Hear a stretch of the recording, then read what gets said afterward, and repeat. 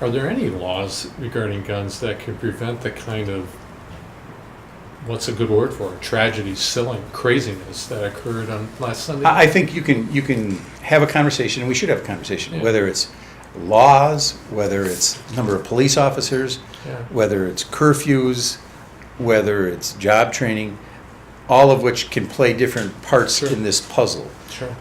And obviously, I'm not trying to throw up my hands. No, right, no. But Obviously, I'm if just someone saying it's frustrating. for loses those of us who control, watch as we this. saw Sunday, somebody Yeah. lost control in a tragic situation, Yeah.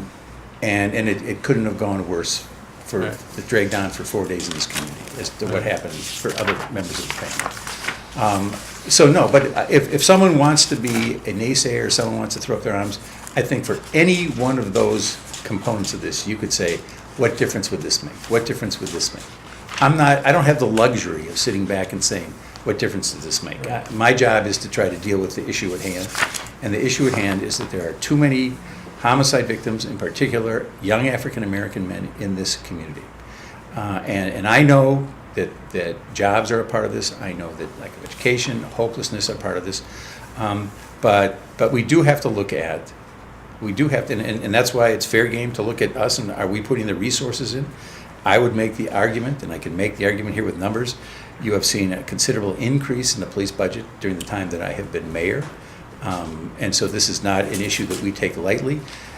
You can look at the state support that the city has received, and you're going to see those two graphs looking dramatically different in terms of the resources that we have put in to fighting crime through the police department and the resources that are available from the state to fight crime.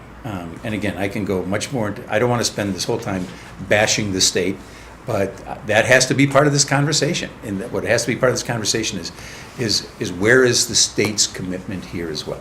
And I ask that not sarcastically, I ask that because this is a serious issue that we have to have a serious conversation about. And